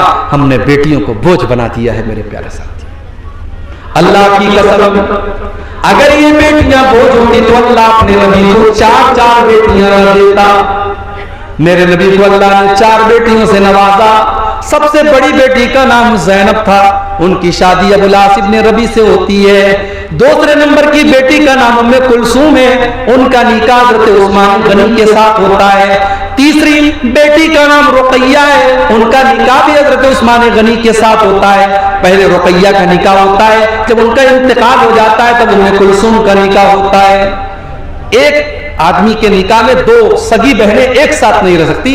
हाँ, एक बहन का इंतकाल हो जाए तो वो अपनी साली से शादी कर सकता है, लेकिन एक साथ 2 बहनों से शादी करना इस्लाम में हराम है। और चौथी बेटी अल्लाह के नबी की, जो सबसे छोटी और सबसे लाडली बेटी है, उसका निकाह होता है हजरत फातिमा के साथ। अगर बेटियां कलंक होती और बेटियां बोझ होती तो अल्लाह अपने नबी को 4 बेटियां न देता। मेरे भाइयों, इस जहेज की रस्म ने आज बेटियों को बोझ बना दिया। आज हमें पूरा मुसलमान होने की जरूरत है। आज हमें अपने शादी ब्याह के सिस्टम को भी सुधारने की जरूरत है। आइए फिर से हम उसी आयत की तरफ बढ़ते हैं। कुरान करीम के दूसरे पारे की आयत है, या अय्युहल्लज़ीना आमनू उदखुलू फिस्सिल्मि काफ़ा, ऐ ईमान वालो तुम इस्लाम के अंदर पूरे के पूरे दाखिल हो जाओ। अखलाक कैसा है हमारा? अखलाक कैसा है हमारा?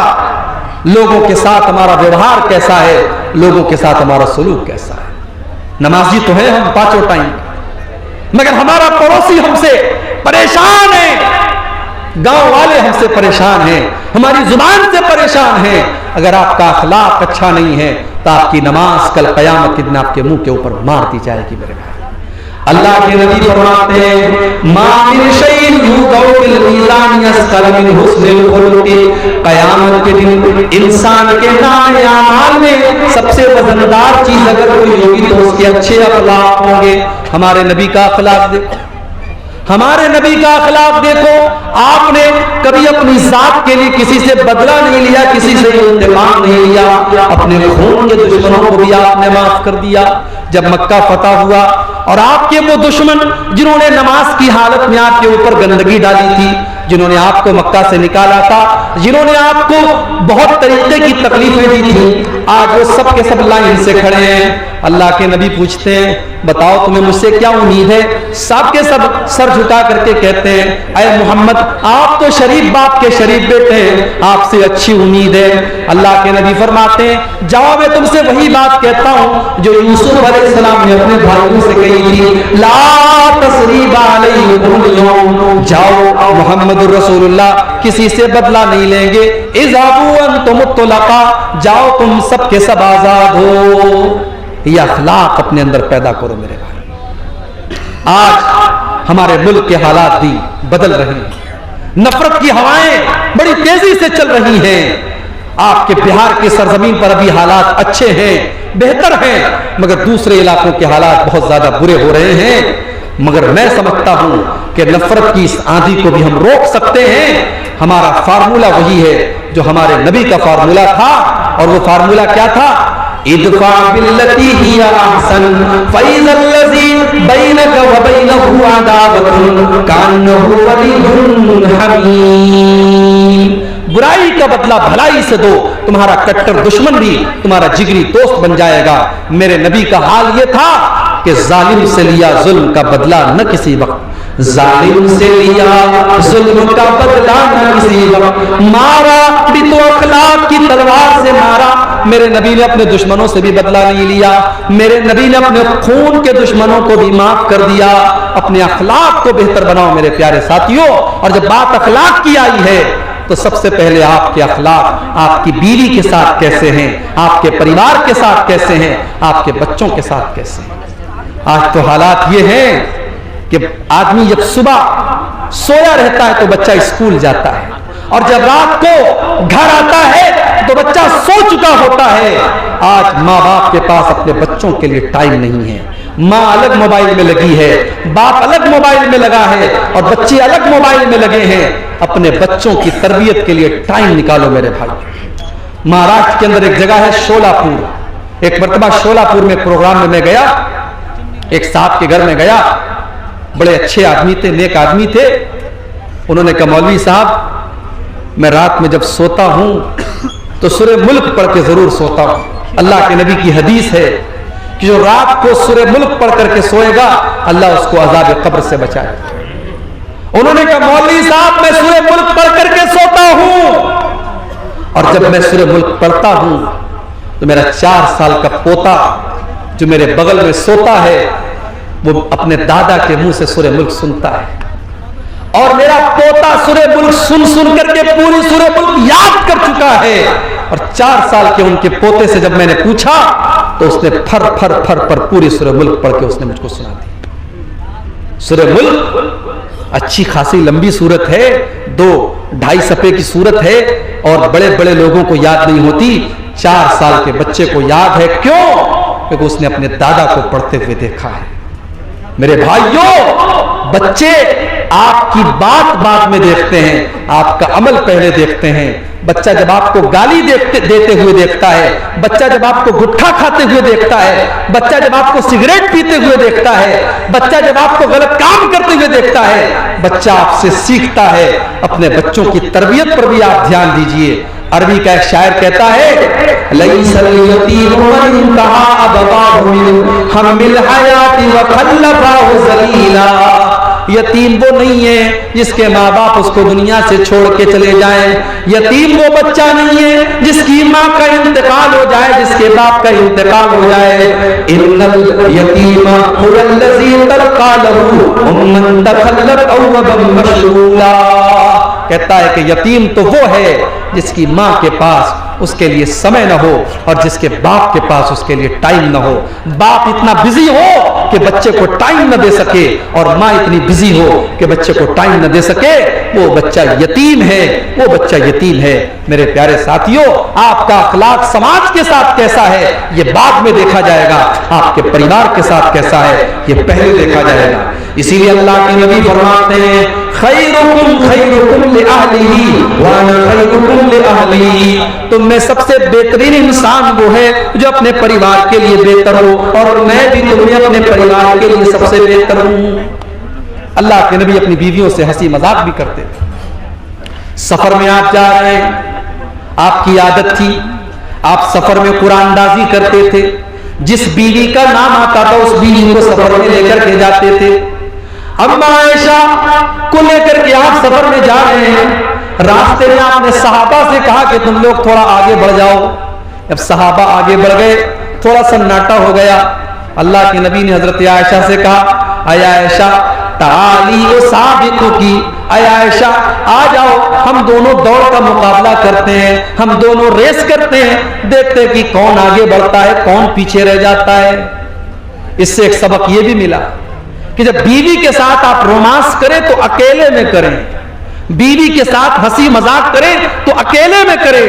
بیوی کے ساتھ ہنسی مذاق اور رومانس یہ پبلک پلیس میں نہیں کیا جاتا, اکیلے میں کیا جاتا. صحابہ جب آگے نکل گئے اور سناٹا ہو گیا, اللہ کے نبی نے کہا عائشہ چلو ہم دونوں دوڑ کا مقابلہ کرتے ہیں. اللہ کے نبی دوڑنے لگے, اما عائشہ بھی دوڑنے لگی. اما عائشہ فرماتی ہے میری نئی نئی شادی ہوئی تھی, میرا بدن ہلکا تھا, میں دبلی پتلی تھی, میں جب دوڑنے لگی تو میں آگے نکل گئی اور اللہ کے نبی مجھ سے پیچھے رہ گئے. میں زور زور سے ہنسنے لگی اور اللہ کے نبی کو میں چڑھانے لگی کہ دیکھیے میں تو آپ سے آگے نکل گئی.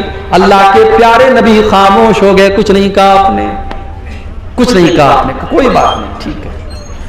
کچھ دنوں کے بعد ایک دوسرا سفر تھا اور اتفاق سے اس سفر میں بھی اما عائشہ آپ کے ساتھ میں رہی اور آپ نے ایک جگہ موقع دیکھا. آپ نے صحابہ سے کہا تم لوگ تو آگے بڑھ جاؤ. صحابہ آگے بڑھ گئے. آپ نے فرمایا کہ اے عائشہ آ جاؤ, بہت دن ہو گئے, ہم دونوں دوڑ کا مقابلہ کرتے ہیں. اما عائشہ فرماتی ہیں اب کی مرتبہ جب میں دوڑنے لگی فلما بدنت, تو اب میں تھوڑی موٹی ہو گئی تھی, میں تھوڑی موٹی ہو گئی تھی, میرا بدن تھوڑا موٹا ہو گیا تھا. اب میں دوڑنے میں وہ اسپیڈ نہیں تھی جو پہلے تھی میرے اندر. اس سے ایک سبق یہ بھی ملا, جب آپ شادی کر کے اپنی بیوی کو لائیں تو اتنا پیار کریں, اتنی محبت کریں, اس کو اتنا ٹائم دیں, اس کے شوق اور ارمان کو اتنا پورا کریں کہ اس کی تندرستی اچھی ہو جائے, اس کی ہیلتھ اچھی ہو جائے. یہ کوئی اچھی بات نہیں ہے کہ آپ اپنی بیوی کو شادی کر کے لائیں اور اتنا کھٹا دیں کہ بیچاری کا وزن اور گھٹ جائے. نہیں, اس کو اتنی محبت دو, اتنا پیار دو کہ اس کا وزن بڑھ جائے اور اس کے جو ہے اس کو اور خوشحالی اس کو نصیب ہو. اللہ کے نبی نے حضرت عائشہ کو اتنی محبت دی اور اتنا خوش رکھا کہ وہ کہتی ہے میں موٹی ہو گئی تھی اور اب کی مرتبہ جب میں دوڑنے لگی تو اس مرتبہ اللہ کے نبی آگے بڑھ گئے اور میں پیچھے رہ گئی. اللہ کے نبی مسکرانے لگے اور آپ نے فرمایا ہاذی بتلکا, اے عائشہ آج میں نے اس دن کا بدلہ لے لیا, اس دن تم آگے نکل گئی, آج میں آگے نکل گیا. یہ تھی اللہ کے نبی کی میریٹل لائف, آپ کی ویواہک زندگی, آپ کی شادی شدہ زندگی. آپ ایک اچھے شوہر بھی تھے میرے پیارے ساتھیوں. اگر آپ دیندار بننا چاہتے ہیں تو ایک اچھے شوہر بھی بنیے, ایک اچھے شوہر کے بنے بغیر آپ دیندار نہیں ہو سکتے. ایسا نہیں ہے, اللہ کے نبی اپنی بیویوں سے ناراض بھی ہوتے تھے. اما عائشہ کہنے لگی, ایک مرتبہ اللہ کے نبی اما عائشہ سے کہنے لگے کہ اے عائشہ مجھے پتا چل جاتا ہے تم کب مجھ سے خوش ہوتی ہو اور تم کب مجھ سے ناراض ہوتی ہو. کہا ہے اللہ کے نبی کیسے پتا چل جاتا ہے آپ کو؟ کہا ہے عائشہ جب تم مجھ سے خوش ہوتی ہو تو جب تم قسم کھاتی ہو تو کہتی ہو وَرَبِّ مُحَمَّدٍ, محمد کے رب کی قسم. جب تم مجھ سے خوش ہوتی ہو تو میرا نام لے کر کے کہتی ہو محمد کے رب کی قسم, اور جب مجھ سے ناراض ہوتی ہو تو کہتی ہو ورب ابراہیم, ابراہیم کے رب کی قسم. میں سمجھ جاتا ہوں کہ آج عائشہ مجھ سے ناراض ہے. اما عائشہ نے مسکرا کر کے کہا اے اللہ کے نبی جب میں آپ سے ناراض ہوتی ہوں تب بھی میں آپ کا نام چھوڑتی ہوں لیکن آپ کو نہیں چھوڑتی ہوں. آپ کی محبت میرے دل سے کبھی نہیں نکلتی ہے. میں غصے کی حالت میں بھی آپ کا نام نہیں لیتی ہوں مگر آپ کی محبت میرے سینے میں موجود ہوتی ہے. میرے پیارے ساتھیوں, یہ رشتہ تھا اللہ کے نبی کا اپنی بیویوں کے ساتھ. اسی لیے جب اللہ کے نبی سے پوچھا گیا ما حق زوجتی احدنا علیہ, اے اللہ کے نبی بیوی کا حق ہمارے اوپر کیا ہے؟ آج کوئی پوچھتا ہے؟ آج لوگ میرے پاس آ کے کہتے ہیں مولوی صاحب ہماری بیوی یہ نہیں کرتی, ہماری بیوی وہ نہیں کرتی. ذرا آپ شوہر کے حقوق پر تقریر کر دیجئے. آج ایسے شوہر تو ملیں گے جو اپنے حقوق کے بارے میں پوچھیں گے مگر یہاں بیوی کا حق کیا ہے ہمارے اوپر, یہ آ کر کے پوچھا صحابی نے. اے اللہ کے نبی بیوی کا حق ہمارے اوپر کیا ہے ذرا آپ بتا دیجئے. اللہ کے نبی نے فرمایا انت تیمہا اذا کرمتا وتقسوہا اذا اقتسیتا ولا تضرب الوجہ ولا تقبل ولا تہجر الا فی البیت. آپ نے فرمایا بیوی کا حق یہ ہے کہ جو تم کھاؤ اپنی بیوی کو کھلاؤ. اچھا کھا رہے ہو تو بیوی کو اچھا کھلاؤ. یہ نہیں ہونا چاہیے کہ بیوی تو بیچاری گھر میں دال کھا رہی ہے, ساگ سبزی کھا رہی ہے اور تم باہر ماس مچھلی کھا رہے ہو. نہیں, جو تم کھا رہے ہو اپنی بیوی کو کھلاؤ. وَتَقْسُوهَا إِذَا اقْتَسَيْتَ اور جیسا تم کپڑا پہنو اپنی بیوی کو بھی تم پہناؤ. جس معیار کا اور جس اسٹینڈرڈ کا کپڑا تم پہن رہے ہو اسی معیار کا اپنی بیوی کو پہناؤ. وَلَا تَضْرِبِ الْوَجْهَ اور کبھی غصے میں اپنی بیوی کے چہرے پر تم کبھی ہاتھ مت اٹھانا. وَلَا تُقَبِّحْ اور کبھی اس کو گالی گلوچ مت کرنا. وَلَا تَهْجُرْ إِلَّا فِي الْبَيْتِ اور اگر بیوی سے غصہ ہو جاؤ ناراضگی ہو جائے تو کبھی اس کو گھر کے باہر مت نکالو. گھر کے اندر کا معاملہ گھر کے اندر سلٹا لیا کرو, گھر کے اندر حل کر لیا کرو. یہ بیوی کا حق ہے شوہر کے اوپر. لیکن میری پیاری ماں اور بہنوں کچھ حق آپ کے اوپر بھی ہے شوہر کا. میں چاہتا ہوں کہ اس کو بھی آپ کے سامنے بتا دوں. اللہ کے نبی سے پوچھا گیا ایُّ النساء خیر, اے اللہ کے نبی کون سی عورت سب سے اچھی ہے؟ آپ نے فرمایا التی تسرہ اذا نظر, جب شوہر دیکھے تو خوش ہو جائے. جلسے میں جا رہی ہے, سج کے جا رہی ہے, سنور کے جا رہی ہے, میک اپ کر کے جا رہی ہے, خوشبو لگا کے جا رہی ہے. جبکہ جلسے میں خوشبو لگا کر کے سج کر کے سنور کر کے جانا حرام ہے. حرام ہے. جب اسلام کی یہ تعلیم ہے کہ بیوی اور عورت اپنے پائل کی آواز کو بھی غیر مردوں تک نہ پہنچائے تو عورت کا خوشبو لگا کر کے جلسے اور تقریر میں جانا جائز کیسے ہو جائے گا؟ میری پیاری ماں بہنوں, اگر آپ شادی شدہ ہیں تو آپ کی زیب و زینت کا حقدار آپ کا شوہر ہے. آپ اپنے آپ کو مینٹین کر کے رکھیے, اپنے آپ کو مزین کر کے رکھیے, سجا کر کے رکھیے, سنوار کر کے رکھیے. آپ کا شوہر آپ کو دیکھے تو خوش ہو جائے. اس کے بعد فرمایا وَتُطِيعُهُ إِذَا, جب شوہر دیکھے تو خوش ہو جائے, اور جب شوہر کسی بات کا حکم دے تو بیوی اس کی بات مانے. آج کل کی بیویاں منواتی زیادہ ہیں اور مانتی کم ہیں. وہ لطیفہ آپ نے سنا ہے نا, ایک آدمی گیا اور دیکھا کہ مسجد میں تہجد کی نماز ایک آدمی پڑھ رہا. اس نے کہا بھائی صاحب آپ نے تہجد کی نماز آپ پڑھ رہے مسجد میں, کیسے آپ کی نیند کیسے کھلتی ہے؟ کہا کہ بھائی صاحب میں نے دوسری شادی کر لی, میری ایک شادی ہوئی تھی, میں نے دوسری شادی کر لی ہے اور اس لیے میں تہجد کی نماز میں مسجد میں حاضر رہتا ہوں اور ڈیلی میں مسجد میں آ کر کے تہجد پڑھتا ہوں. تو اس نے کہا بڑی اچھی بات ہے. اس نے بھی دوسری شادی کر لی, اور جب اس نے دوسری شادی کر لی تو اس کی بیوی نے بھی گھر سے نکال دیا. اب وہ دونوں مل کر کے بیچارے دونوں جو ہے مسجد میں تہجد کی نماز پڑھ رہے ہیں. تو یہ حالات ہوتے ہیں. آج کل کی بیویاں مانتی کم ہیں اور بنواتی زیادہ ہیں. میری پیاری ماں بہنوں, شوہر یہ میاں بیوی کا جو رشتہ ہوتا ہے نا, یہ محبت کا رشتہ ہوتا ہے, یہ قانون کا رشتہ نہیں ہوتا ہے. ایک مولوی صاحب کے پاس ایک آدمی آیا, اس نے کہا مولوی صاحب میری بیوی نے یہ کہا ہے کہ ساس سسر کی خدمت کرنا یہ قرآن اور حدیث میں کہاں لکھا ہے؟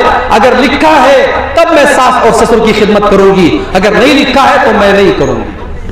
تو مفتی صاحب نے بڑا اچھا جواب دیا کہ جاؤ اپنی بیوی سے کہو کہ قرآن اور حدیث میں کہاں لکھا ہے کہ بیوی کو 5,000 روپے والا سوٹ دلایا جائے, بیوی کو ہر مہینے 2500 روپے کے میک اپ کا سامان دلایا جائے, بیوی کو سونے کی ایئر رنگ دلائی جائے, بیوی کو مہنگے مہنگے کپڑے خرید کے دیے جائیں. کہا کہ جب قرآن حدیث میں یہ بھی نہیں لکھا ہے تو آج کے بعد بیوی کو بس جو معمولی کھانا کھا رہی ہے وہ کھائے گی, جو معمولی کپڑا پہن رہی ہے وہ پہنے گی. آج کے بعد اس کو کوئی شاپنگ نہیں کرانا ہے. کہا مولوی صاحب میری بیوی کہہ رہی ہے پھر میرا گزارا کیسے ہوگا؟ تو کہا کہ ہر چیز کے بارے میں آپ یہ سوال مت کیجئے کہ قرآن و حدیث میں کہاں لکھا ہے. قرآن و حدیث میں یہ لکھا ہے کہ آپ کو اپنے شوہر کو خوش رکھنا ہے, اور شوہر کو خوش رکھنے کے لیے یہ ضروری ہے کہ آپ شوہر کے ماں باپ کو خوش رکھیے. اس لیے جہاں تک ہو سکے اپنے ساس اور سسر کی بھی خدمت کیجئے تاکہ آپ کا شوہر آپ سے خوش رہے. اس کے لیے الگ سے قرآن و حدیث کی دلیل کا ہونا ضروری نہیں ہے. تو میرے پیارے ساتھیوں, یہ جو رشتہ ہے میاں بیوی کا یہ محبت کا رشتہ ہے, اور اسی لیے اللہ تعالیٰ نے قرآن میں اس رشتے کو اپنی نشانی قرار دیا ہے. آج کے دور میں بغیر نکاح کے بھی محبت ہو رہی ہے. آج کے دور میں پہلے محبت ہوتی ہے پھر شادی ہوتی ہے. اس طریقے کے واقعات بھی ہو رہے ہیں. مگر یاد رکھو ایسی شادیاں عام طور سے فیل ہوتی ہیں اور ناکام ہوتی ہیں, جس کو ہمارے یہاں لو میرج کہا جاتا ہے. یہ لو میرج ناکام ہوتی ہے. کیوں؟ کیونکہ یہ حرام ہوتی ہے. محبت کرو اور پھر شادی کرو، یہ اسلام کا کانسیپٹ نہیں ہے. اسلام کا کانسیپٹ ہے شادی کرو پھر محبت کرو. اور جب شادی کرنے کے بعد ایک انسان ایک عورت کو اپنے گھر میں لاتا ہے تو اللہ تعالیٰ نے فرمایا وَمِنْ آيَاتِهِ أَنْ خَلَقَ لَكُم مِّنْ أَنفُسِكُمْ أَزْوَاجًا لِتَسْكُنُوا إِلَيْهَا وَجَعَلَ بَيْنَكُم مَّوَدَّةً وَرَحْمَةً. میرے بندو، ہماری بہت بڑی نشانی یہ بھی ہے کہ ہم نے تمہارے لیے تمہاری بیویوں کو بنایا، تمہاری پتنیوں کو بنایا، اور ہم نے پتی پتنی کے بیچ میں، ہم نے میاں بیوی کے بیچ میں محبت رکھ دی اور رحمت رکھ دی. علماء کہتے ہیں محبت کا تعلق جوانی سے ہے اور رحمت کا تعلق بڑھاپے سے. ایک عمر ایسی آتی ہے کہ مرد بھی بوڑھا ہو گیا، عورت بھی بوڑھی ہو گئی. اب نہ مرد کے اندر کوئی طاقت بچی ہے، نہ عورت کے اندر کوئی اٹریکشن بچا ہے. اب محبت تو نہیں ہے لیکن رحمت ہے. بوڑھے کو بڑھیا کے ذریعے اور بڑھیا کو بوڑھے کے ذریعے بڑی طاقت ملتی ہے. وہ دونوں ایک دوسرے کے لیے رحمت ہوتے ہیں. اسی لیے بڑھاپے میں اگر کوئی کسی کا جوڑا ختم ہو جائے، کسی کی بیوی کا انتقال ہو جائے تو اس کو بڑی تکلیف ہوتی ہے. تو اللہ نے کہا کہ اس رشتے میں ہم نے محبت بھی پیدا کی ہے اور رحمت بھی پیدا کی ہے. اور ہم نے تمہاری بیویوں کو اس لیے بنایا ہے تاکہ تم ان سے سکون حاصل کرو. تو میاں بیوی کے رشتے کو اللہ نے سکون کا ذریعہ بنایا ہے. اس لیے شوہر کو بیوی کے ذریعے سکون ملے اور بیوی کو شوہر کے ذریعے سکون ملے. اسی لیے اللہ نے قرآن میں فرمایا ہن لباس لکم وانتم لباس لہن. شوہر اپنی بیوی کے لیے لباس ہے اور بیوی اپنے شوہر کے لیے لباس ہے. یہ شیروانی میں نے پہنی ہے، دسمبر کا مہینہ ہے اس لیے شیروانی پہنی ہے. اگر یہ جلسہ مارچ اور اپریل میں ہوتا تو شاید میں شیروانی نہ پہنتا. آدمی موسم کے حساب سے کپڑے پہنتا ہے. مرد عورت کے لیے لباس ہے، عورت مرد کے لیے لباس ہے. کیا مطلب یہ ہے کہ بیوی شوہر کو زمانے کی مصیبتوں سے بچاتی ہے، زمانے کے فطروں سے بچاتی ہے. جس کی شادی ہو جاتی ہے اس کی نظریں محفوظ ہو جاتی ہیں، اس کی شرمگاہ محفوظ ہو جاتی ہے، اور شوہر اپنی بیوی کو زمانے کی نظروں سے بچاتا ہے. دونوں ایک دوسرے کے لیے لباس ہیں. تو میرے بھائیوں، اس رشتے کو محبت سے حل کیجئے، ایک اچھے شوہر بنیے. اور اپنی ماں اور بہنوں سے کہوں گا اگر آپ کی شادی ہوئی ہے تو ایک اچھی بیوی بنیے، اگر آپ کے بچے ہیں تو ایک اچھی ماں بنیے. اور پھر سے میں ریپیٹ کرتا ہوں اسی آیت کو جو میں نے خطبے کے شروع میں پڑھی تھی، یا ایھا الذین آمنوا ادخلوا فی السلم کافہ. اے ایمان والو، اسلام کے اندر پورے کے پورے داخل ہو جاؤ. اب ایک آخری بات بیان کر کے بات ختم کروں گا. ہمارے اس دور میں ایک بہت بڑی مصیبت یہ بھی آئی ہے کہ آج کل انٹرنیٹ پر بہت سارے ایسے ایپ آ رہے ہیں جس میں ہمارا نوجوان انٹرنیٹ پر آن لائن جوا کھیل رہا ہے. کوئی لوڈو کے ذریعے جوا کھیل رہا ہے، کوئی کسی ایپ کے ذریعے جوا کھیل رہا ہے، کوئی سٹا لگا رہا ہے. یہ تمام کے تمام طریقے جو آن لائن طریقے ہیں پیسہ کمانے کے، یہ حرام ہے. اور یہ جوا اور سٹے کی یہ ماڈرن شکلیں ہیں. میں اپنے نوجوان ساتھیوں سے کہوں گا حلال کے ذریعے پیسہ کماؤ، اللہ بہت برکت دے گا. حلال روزی کمانے کے بہت سارے راستے ہیں، آپ کو حرام راستہ اپنانے کی ضرورت نہیں ہے میرے بھائی. اللہ کے نبی نے فرمایا یاتی علی الناس زمان لا یبال المرء من اين اخذ المال. ایک زمانہ ایسا آنے والا ہے جب انسان پرواہ نہیں کرے گا کہ مال حلال طریقے سے کما رہا ہے یا حرام طریقے سے کما رہا ہے. 4 دن کی زندگی ہے میرے بھائی. حرام کمائی کھا کر کے اور اپنے بچوں کو کھلا کر کے اپنی آخرت کو تباہ مت کیجئے. کم کھائیے لیکن حلال کھائیے. حلال کی سوکھی روٹی حرام کے مرغ سے اور حرام کی مرغن غذاؤں سے بہتر ہے. میرے پیارے ساتھیوں، صحابہ کرام کو آپ دیکھیے، اللہ کے نبی کو دیکھیے کتنی احتیاط کرتے تھے. اللہ کے نبی مسجد میں بیٹھے ہوئے ہیں، آپ کے نواسے حضرت حسن رضی اللہ تعالیٰ وہ 4 سال کے بچے ہیں، مسجد میں کھیل رہے ہیں اور صدقہ کی کھجوریں آئی ہوئی ہیں اور ایک کھجور اٹھا کر کے حضرت حسن نے منہ میں ڈال دی. 4 سال کا بچہ کتنا بڑا ہوتا ہے، لیکن اللہ کے نبی نے یہ پسند نہیں کیا کہ میرے 4 سال کے نواسے کے پیٹ میں حرام کی کمائی جائے. آپ نے کہا اپنے 4 سال کے نواسے سے آپ نے کہا کک کک بیٹا اس کو थूक दे। اور اس के बाद आपने फरमाया अमा शऊरत अन्ना ला नाकुलु सदका, मेरे बच्चे क्या तुझको पता नहीं है हम सदका नहीं खाते, तो नबी का नवासा है तो सदका नहीं खा सकता। अल्लाह के नबी ने अपने 4 साल के बच्चे को बताया क्या हलाल है क्या हराम है।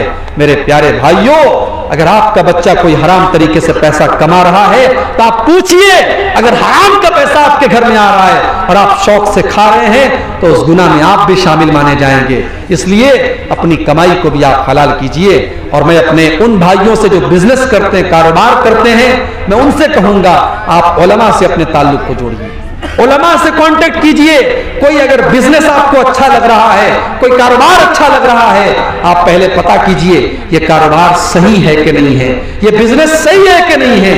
अभी कलिया चक में मेरा प्रोग्राम था, वहां लोगों ने मुझे बताया कि औरतें बीड़ी बनाती हैं, औरतें बीड़ी बनाती हैं, और खास तौर से वो औरतें जो बेवा हो जाती हैं या जो तलाकशुदा हो जाती हैं, जिनका कोई सहारा नहीं है, वो बेचारी बीड़ी बना करके अपनी जिंदगी गुजारती हैं। मैंने कहा ये कोई दलील नहीं है। अगर कोई औरत बेवा है उसको सहारा दिया जाए, उसकी दूसरी शादी कराई जाए। हाँ, अगर बहुत उम्र दराज हो गई है, शादी के लायक नहीं है, तो उसका कोई और इंतजाम किया जाए, लोग उसकी मदद करें या कोई हलाल काम उसको दिया जाए। मैंने कहा बीड़ी जब हराम है तो बीड़ी का कारोबार भी हराम है, बीड़ी बनाना भी हराम है। अल्लाह ने कुरान में फरमाया वला ताउनु अलल इस्म वल उद्वान, गुनाह के काम में तुम एक दूसरे की मदद मत करो। मेरे प्यारे साथियों, आप कोई भी काम धंधा करें, कोशिश करें कि हलाल कारोबार करें। अगर किसी बिजनेस के बारे में शक है, पहले आप आलिम दीन से पूछिए। जैसे आप नमाज के मसले पूछते हैं, वजू के मसले पूछते हैं, गुस्ल के मसले पूछते हैं, कारोबार के मसले भी आप पूछिए। आप पैसा कमाने के मामले में आजाद नहीं है कि जैसे मन चले और जैसे जी चाहे आप पैसा कमाएं। कल कयामत के दिन आपको हिसाब देना होगा। मिन ऐना कसबा, तुमने माल कहां से कमाया था और कहां पर तुमने खर्च किया था, इन दोनों का हिसाब हमें अल्लाह को देना पड़ेगा। तो ये चंद बातें थी जो मैंने आपके सामने कुरान करीम के दूसरे पारे की रोशनी में रखी कि हमें और आपको इस्लाम में पूरे के पूरे दाखिल होना है। वला तत्तबिउ खुतुवाति शैतान, शैतान के रास्ते पर मत चलो, इन्नहु लकुम अदुव्वुम मुबीन, शैतान तुम्हारा खुला हुआ दुश्मन है। आइए हम अल्लाह से दुआ करें। ये रात का वक्त है, तहज्जुद का वक्त है, रात का आखिरी पहर है, ये अल्लाह की मग़फ़िरत का वक्त है। आइए हम अल्लाह से दुआ करें कि अल्लाह ताला आज के इस प्रोग्राम में हम सब के जमा होने को कबूल फरमाए। अल्लाह हमारी खताओं को माफ फरमाए, अल्लाह हमारी नेकियों को कबूल फरमाए। जिस मदरसे के लिए आज हमने चंदा दिया है, अल्लाह हमारे चंदे को, हमारे दान को कबूल करे। जिन लोगों ने इस मदरसे में चंदा दिया है, अल्लाह उनके माल में और बरकत दे। और जो अभी तक इस मदरसे के अंदर चंदा नहीं दिए हैं, अल्लाह उनको भी अपना दिल खोलने की तौफीक अता फरमाए। हमारी माएँ बहनें जिनको अल्लाह ने नवाजा है, मैं उनसे भी गुजारिश करूंगा कि दीन का मामला है, मदरसे का मामला है, आप इसके अंदर दिल खोल करके ताउन करें। अल्लाह हम सब के ताउन को कबूल फरमाए। जब तक अल्लाह हमें दुनिया में जिंदा रखे, इस्लाम पर जिंदा रखे और हम सब का खात्मा ईमान पर हो। आमीन व आखिर दावाना अनिल हम्दुलिल्लाहि रब्बिल आलमीन। वस्सलामु अलैकुम व रहमतुल्लाहि व बरकातहू।